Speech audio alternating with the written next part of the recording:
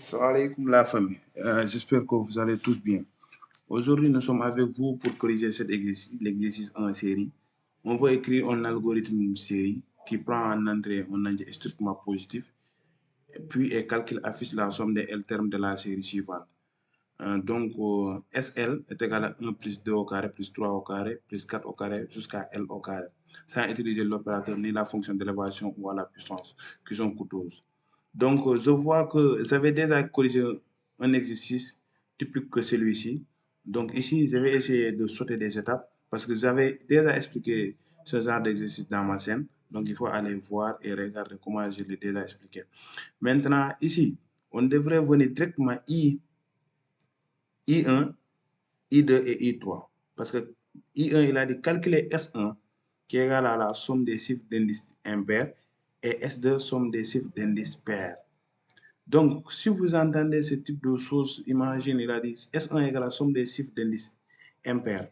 Il faut toujours penser à quelque chose comme si à une position donnée. Voilà, si à une position donnée qui fait allusion directement à la puissance, à une position donnée. Imagine, je prends un exemple sur cette 55-là. 55, le premier 5 est dans une position 1 et le deuxième 5 est dans une position qui est 2. Donc, cette première 5 qui est dans une position 1, ça veut dire que 1 est un indice qui est impair. Et le deuxième 5 est dans une position 2. Donc, son indice est pair. C'est ce qu'on va faire. Maintenant, pour récupérer les chiffres d'un nombre, on devrait diviser par 10 et récupérer le reste de la division. Lorsqu'on récupère le reste de la division, il a dit que si tu récupères un reste de la division, tu as récupéré une seule chiffre.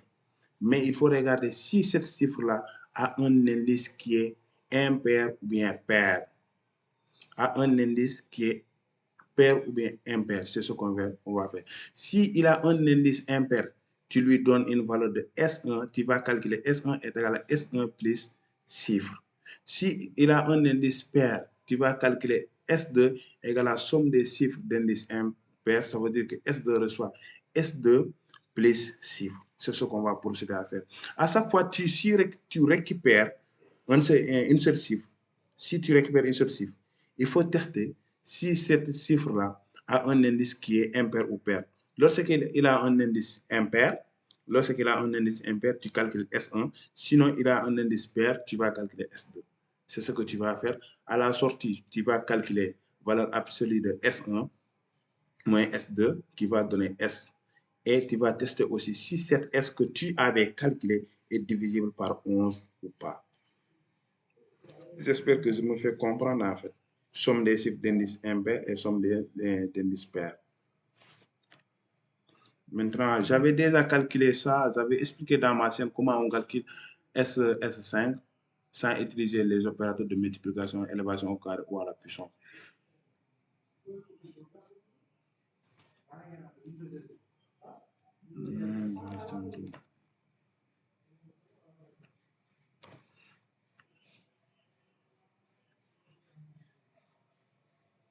J'avais déjà calculé ce type de choses. Maintenant, je vais essayer de tester ce que ça va me donner ici. Donner un entier, 5. J'ai calculé somme des qui va donner 55. Maintenant, on va essayer d'augmenter les étapes suivantes. Il dit somme des chiffres d'indice pair et somme des indices impairs. On a déjà calculé ça.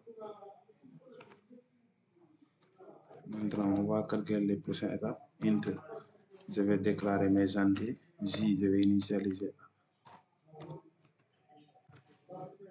à 0. S1, je vais l'initialiser à 0.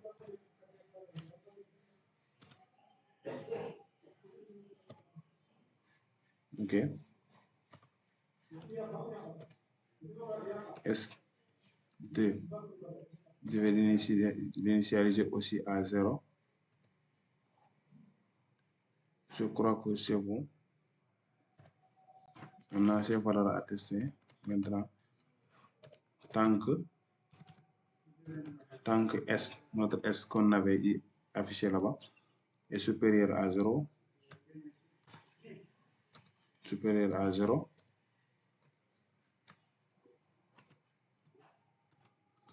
tu vas me récupérer les chiffres de cette somme-là. Tu vas récupérer les chiffres de cette somme-là. Chiffre égale S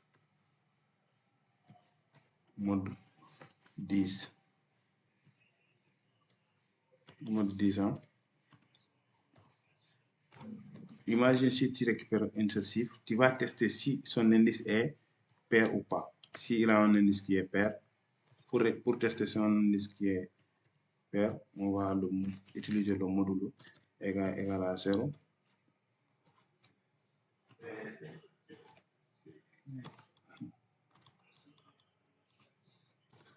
On calcule. Si J mod 2 égal à 0, ça veut dire que son indice est pair. On calcule S2 égale S2 plus chiffre. Chiffre. OK. Je vais déclarer cette chiffre-là.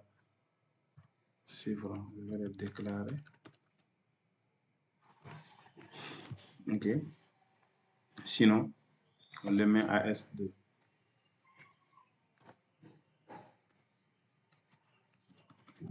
On le met à S2.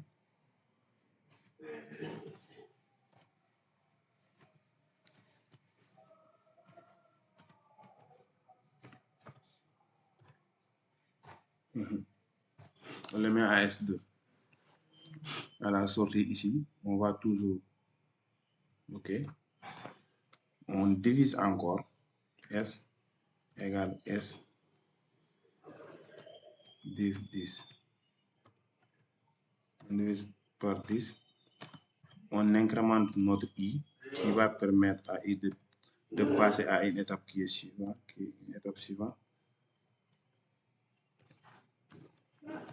OK. Maintenant, à la sortie ici, on va essayer de... Comment faire pour... On va essayer d'afficher notre programme et calculer. Une fois terminé ça, regardons bien notre exercice. Il dit que si on calcule cet exercice, on va calculer valeur I2. Lorsqu'on termine à calculer S1 et S2, on va calculer S égale à valeur absolue de S1 moins S2. Ici, je vais essayer de déclarer un autre entier qui va prendre, qui va nous permettre de calculer notre,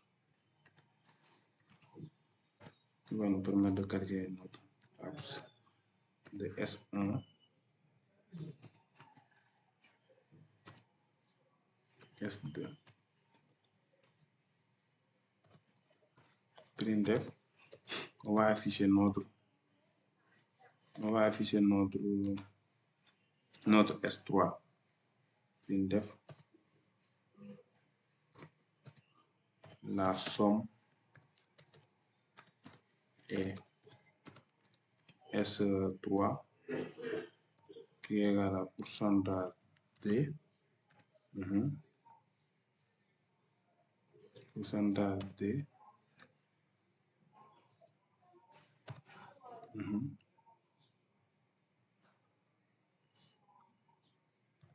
S3.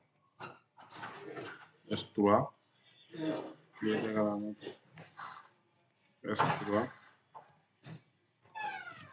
Une fois calculé S3, on va essayer de voir, on va tester si ce nombre est divisible par 11 ou pas. C'est S3 qu'on va tester si c'est divisible par 11 ou pas. If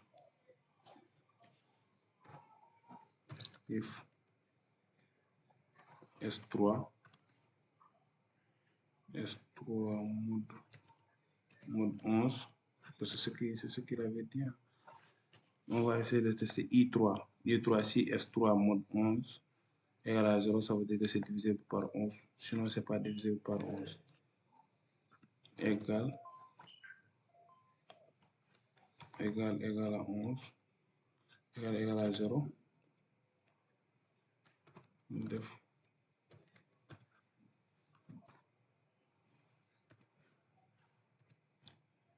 La somme